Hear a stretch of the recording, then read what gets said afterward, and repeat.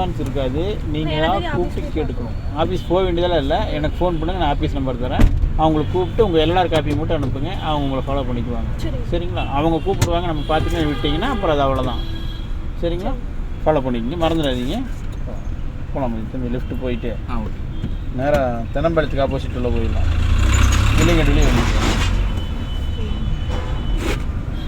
வழக்கமாக அந்த செட்டி வேலை முக்கில் போய் அவரை மாற்றி விட்டுலாம்.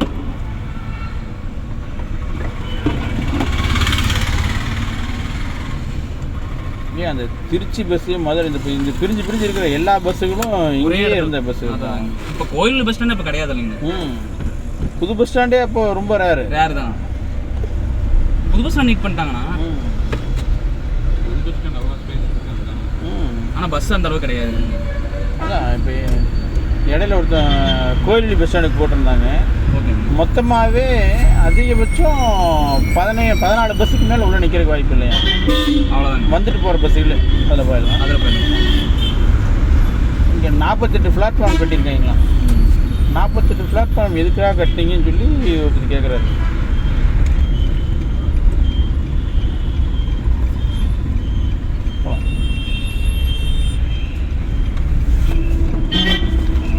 எந்த பஸ்ஸு வந்து அங்கே நிற்க போகிறதில்ல, ஹோல்டாக போகிறதில்ல.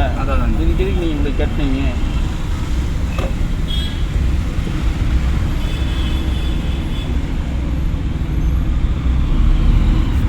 எக்ஸிலேட்டர் மிதிக்கிறதுக்கு ஒரு வேல்யூ இருக்குது. டக்குன்னு மிதிச்சா டக்குன்னு சிரமமாயிடும். சுச்சுவேஷனை பார்த்து பரபரப்பாக ஓட்டாதீங்க. ஓகே.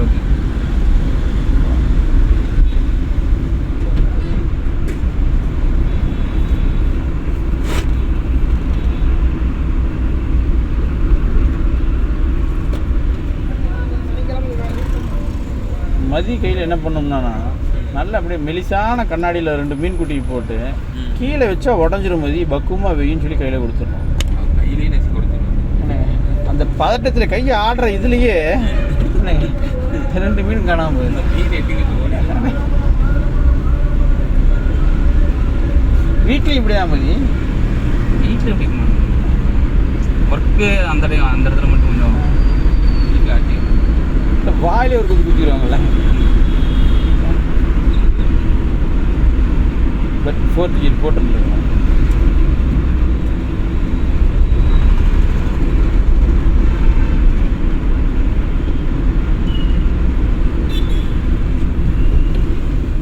இண்டிகேட்டர் யூஸ் பண்ணிட்டாரு. நமக்கு 40 அடி டிஸ்டன்ஸ் இருந்துச்சு.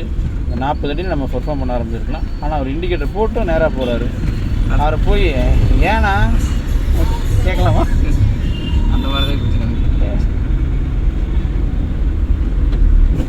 ஸ்ட்ரெயிட் ரோட்டில் இண்டிகேட்டர் ஆட்டோமேட்டிக்காக கட் ஆஃப் ஆகாது.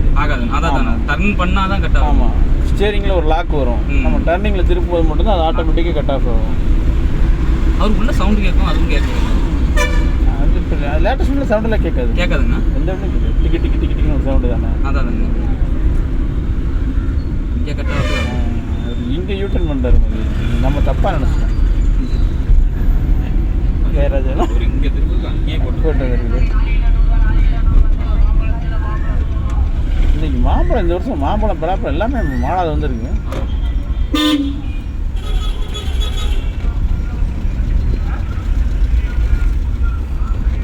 ஞாயிற்றுக்கிழமை காலையில் இங்கே வந்தால் ராஜாண்ணா ஒரு 6 மணிக்கு வரணும். நீங்கள் என்னென்ன வேணுமோ பூராத்தையும் வாங்கி போயிடலாம். காலைல 6 மணிக்கு வரணும். 7 மணி 8 மணிக்கெலாம் வந்தீங்கன்னா உங்களுக்கு வாய்ப்பு இல்லை.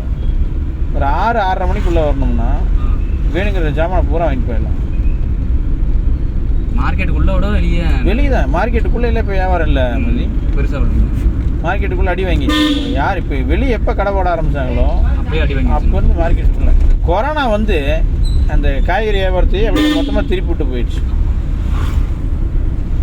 இல்லாட்டி இத்தனை வண்டிகள்லாம் ரோட்டில் கிடையாது. இத்தனை பேர்லாம் ரோட்டில் பிளாட்ஃபாரம் கடையெல்லாம் கிடையவே கிடையாது.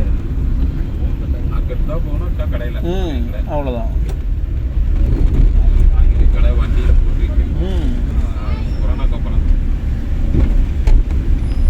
கொரோனாவில் நான் 6வது வண்டியே உள்ளே போனேன் காய்கறி வியாபாரத்துக்கு. ஃபஸ்ட்டு கொரோனாவில், செகண்ட் கொரோனாவில் போகிறேன். 246 ஒரு சீட்டு கொடுத்தான். இல்லைண்ணா எனக்கு இந்த வியாபாரம் வேண்டாண்ணா அப்படின்னு வெளியே வந்துட்டேன். காய்கறியை விட்டுட்டு அப்புறம் ஃப்ரூட்ஸ் வியாபாரம் போட்டேன் 2வது கொரோனாவில். முலாம்பழம், தர்பூசணி.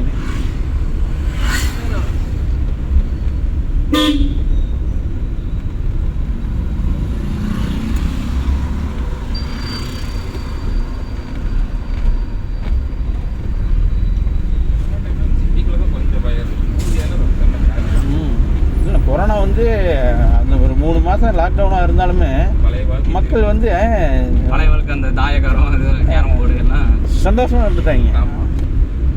யாருக்கு ஃபோன் பண்ண வேண்டிய சூழ்நிலைக்கு போகலை. எல்லாம் இங்கேயே இருக்காங்க, ஜாலியாக பேசிட்டு ஜாலியாக இருந்துட்டாங்க. ஆனால் இழப்புகள் அதிகமாகிடுச்சு. அது வேறு வழி இல்லை, மதியம் ஒன்றும் பண்ண முடியாது. இவங்கெல்லாம் செத்து போவாங்களான்னு எதிர்பார்க்காதவங்களாம் இறந்துட்டாங்க. அதான் இப்போ இழப்புகள் வந்து அவங்கள விட இப்போது ரொம்ப இயல்பு. என்ன கண்டிஷன் சொல்ல போனால் நார்மலாக வாழ்கிற பீப்புள்ஸு டக்கு டக்குன்னு போயிடுறாங்க.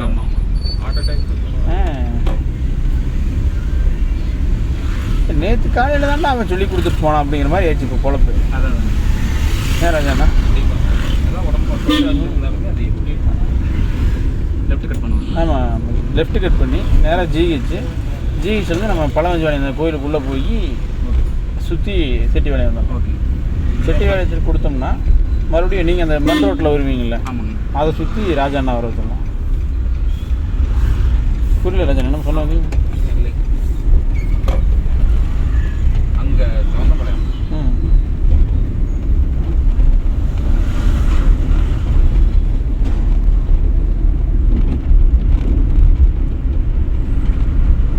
நேற்று மதியம் லீவ் போடலைன்னா இன்றைக்கும் மதிய ப்ரோக்ராம் முடிஞ்சிருக்கும். ஆமாம், ஊருக்கு போயிருந்தாங்க.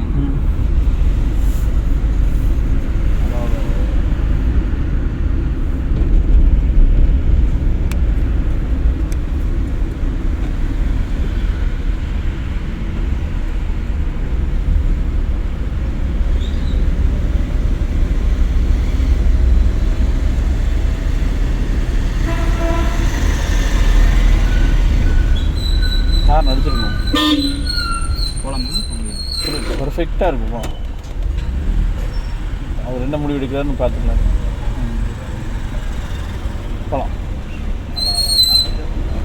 கை கடிச்சு. பட் இங்கே கவனமாக போங்க. வண்டி வரும்.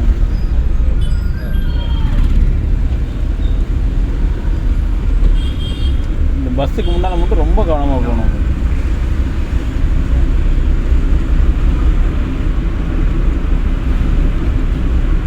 ரீல்ஸ்லாம் போடுறாங்களா ஃபாரின்லாம், அந்த பஸ்ஸு ஆட்டோமேட்டிக்காக பஸ் ஸ்டாப் நிறுத்திட்டா ஆட்டோமேட்டிக்காக லிவர் ஒன்று வெளியே வந்து நின்றுக்கும், டோல்கேட்டில் இறங்கி ஏறுற மாதிரி. ஸ்கூல் பஸ்ஸுகளுக்கெல்லாம். ஆமாம், பரவாயில்லைங்க. அந்த மாதிரி இங்கேயும் ஒன்று போட்டான். அவன் மக்கள் அதை தாண்டியே வந்துடுவாங்க.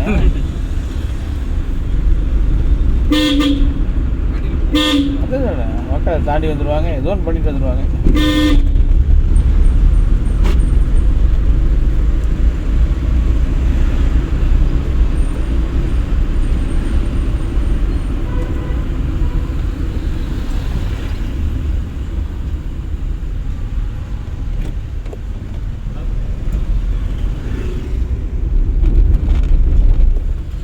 நம்ம மக்களெல்லாம் இன்னும் அப்படியே வளர்த்திட்டாங்க. இன்னும் வரக்கூடிய ஜென்ரேஷன் மாறத்தான் கொஞ்சம் கொஞ்சமாக இம்ப்ரூவ்மெண்ட் ஆகும். பட் அந்த ஃபாரினில் இருக்கிற இம்ப்ரூவ்மெண்ட் இங்கே வர்றதுக்கெல்லாம் அடுத்த ஜென்ரேஷன் தான்.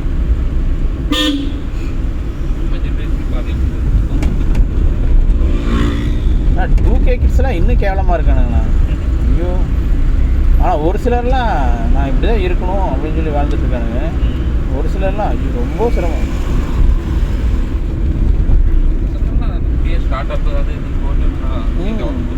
இப்பயே சம்பாதிக்கணும், நம்ம செட்டில் ஆகணும் அப்படிங்கிற மைண்ட் செட்டில் ஒரு சிலர் வாழ்ந்துட்டு இருக்காங்க.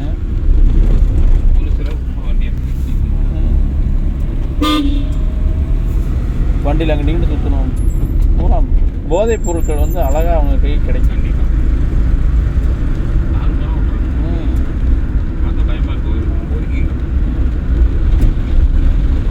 ஆனால் சிகரெட்டெல்லாம் அசால்ட்டாக குடிக்கிறானுங்க. டூவீலரில் போக ஊதிட்டே போகிறானுங்க. அவன் எங்கேயா நிற்கும் போது ஒரு 3 பேர் சேர்ந்துட்டானுங்கன்னா அவன் பிடிச்சிருக்க ஸ்டைலே ஒரு டைப்பாக இருக்குது. எப்பட்றா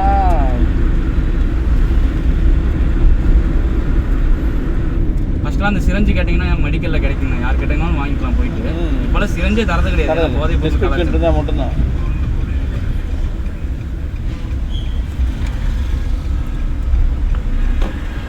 எனக்கு இன்னொரு பொண்ணு ஒன்று சொல்லுச்சு, நான் மெடிக்கல் ஷாப்பில் போய் ஜிபேயில் காசு பண்ணணும்னு போட்டுச்சான். அந்த பொண்ணு போட முடியலையா. ஏமா போட முடியலன்னு கேட்டால், எனக்கு 18 வயசு கம்ப்ளீட் ஆகலையா அங்கிள், அதனால் என்னால் கேஷ் அனுப்ப முடியாதான் அப்படின்னு. செம்ம ஃபாலோ ஆகுனா போகலாம், பின்னால் வரக்கூடாது மாதிரி கிளச்சை மெயின்டைன் பண்ண மாதிரி. கிளச்சை மெயின்டைன் பண்ணிட்டு தான் பிரேக்கில் கால் எடுப்போம். போகலாம் போகலாம் போகலாம்.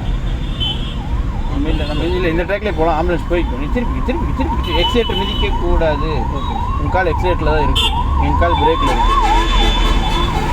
போகலாம்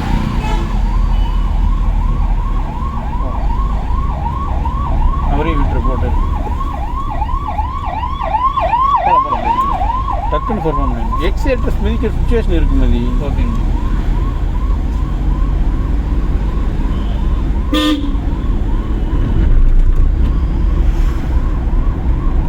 எனக்கு இன்னும் 18 கம்ப்ளீட் ஆகலைங்க. கம்ப்ளீட் ஆனால் தான் கேஷ் ட்ரான்ஸ்ஃபர் பண்ண முடியுமா அப்படின்னு. வயசுக்கு அப்புறம் எப்படிமா பேங்க் அக்கௌண்ட்னா இல்லைண்ணா, நம்ம அக்கௌண்ட்டுக்கு ஜிபே க்ரியேட் பண்ணும்போது நம்ம ஏஜ் எல்லாம் கேட்குது இல்லைங்க, அதில் வந்து ஆட்டோமேட்டிக்காக அது மென்ஷன் ஆகும். இதில் இதெல்லாம் இருக்காமா எனக்கு அப்போ தான் ஜிபேக்கு இப்படி ஒரு சம்பவம் இருக்கா அப்படிங்கிறது தெரியும். அவங்க அக்கௌண்ட்டு வந்து அதில் இது பண்ணிட்டா ஆட்டோமேட்டிக்காக அவங்க ஏன்னா காசு போட முடியல அங்கே. அவனுக்கு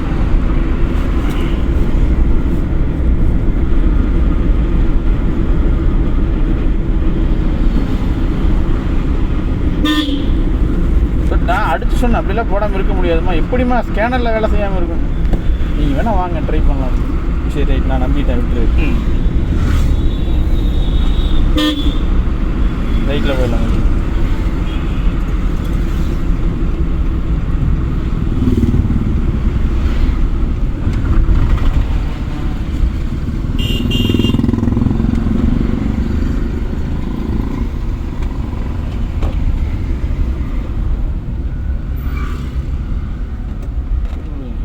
வேலைக்கு போகிற நாள் பார்த்தீங்களா? பார்க்கலையா ராஜாண்ணா? வேலைக்கு போகிறோம். தெரியலையா? அவனை பார்த்தா தெரியலையா உங்களுக்கு? ஸ்கூலுக்கு போகிற பயமாக இருக்குது. ஐயா நீ வேற ஏப்பா செருப்பு போடாமல் கம்மலை போட்டு பாரு இப்படி ஜாலியாக நின்றுக்கிறான். அவனை போய் ஸ்கூலுக்கு போகிறாங்க. மனசாட்சி இல்லை. முழங்கால கீழே தான் ஃபேண்ட் இருக்குது.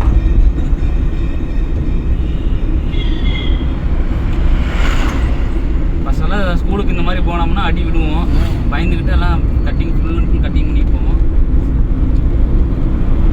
ஸ்கூலுக்கு ரொம்ப தெனாவட்டா போகிறாங்க. ஸ்கூல் வாத்தியாரே அடிக்கிறானுங்க.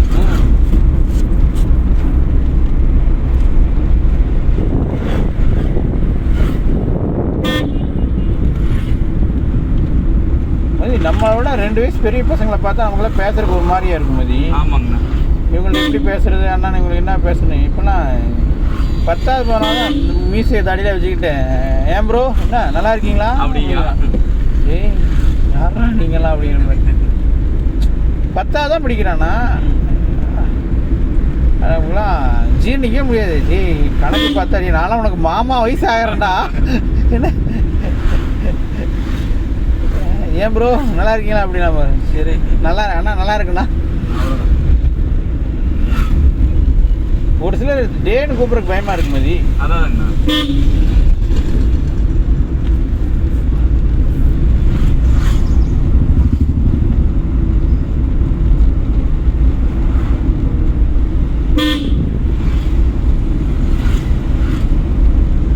பிள்ளைகளும் அந்த அளவுக்கு டஃப் கொடுக்குறாங்க. அதான் கடைசி போய் லெஃப்டில் திருப்பிடலாம்.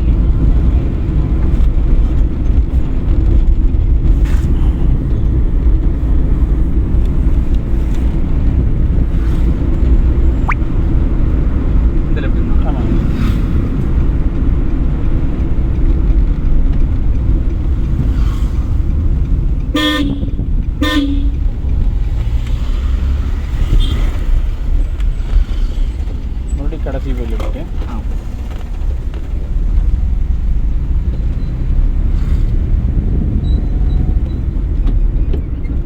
நான் ஸ்கூல் படிக்கும்போது பசங்களாம் வெங்காயத்துக்கு தேய்ப்பானுங்க. தாடி வளர்ந்து. ஆமாம் என்னடா இல்லை மாப்பிள்ள முடிவாரு தான் பார்க்குற மாப்பிள்ள.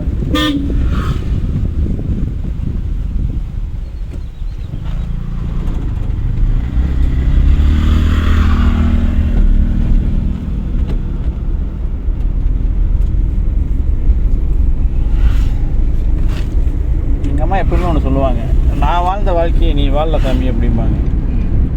பட் என் பையனை பார்க்கும்போது நான் வாழ்ந்த வாழ்க்கை என் பையன் வாழ முடியலைங்கிற ஃபீலிங் ஜாஸ்தி எனக்கு. 3வது போகிறான். பட் அந்த 3வது படிக்கும்போது பக்கத்து ஏரியாக்காரன்ட்ட போய் சண்டை போட்டு வருவோம். அவ்வளோ இதாக சுற்றிட்டு வருவோம். ஜாலியாக விளையாட போனால் பொம்பரை இங்கே சுற்ற ஆரம்பித்தோம்னா ஊர் சுற்றி விளையாண்டுக்கிட்டே இருப்போம். சுற்றிக்கிட்டே இருக்கும் ஊர். அது வாட்டுக்கு சந்தா சுற்றும். ஆமாம், கில்லி எடுத்தாலும் அதே மாதிரி தான் அடிக்கடிக்கு போய்கிட்டே தான் இருக்கும். அப்போ இவ்வளோ வீடு இல்லை, அந்த கண்ணாடியில் அடிச்சுட்டு இந்த கண்ணாடி அடிச்சு எந்த பயமும் கிடையாது. போய்கிட்டே இருப்போம். கிரிக்கெட் விளையாடுறதுக்கு சலிக்காமல் எப்படி ஒரு 6 கிலோமீட்டர் 7 கிலோமீட்டர் நடந்தே போயிடுவோம். அப்போவே ஒரு குடம் ₹1 நல்ல தண்ணி கிரிக்கெட் விளையாடுற இடத்துல. என் பையன் என் வீட்டு கேட்டை தாண்டறதா இருந்தாலும் என் கூட தான் தாண்டணும். இந்த மாதிரி ஆகி போச்சு.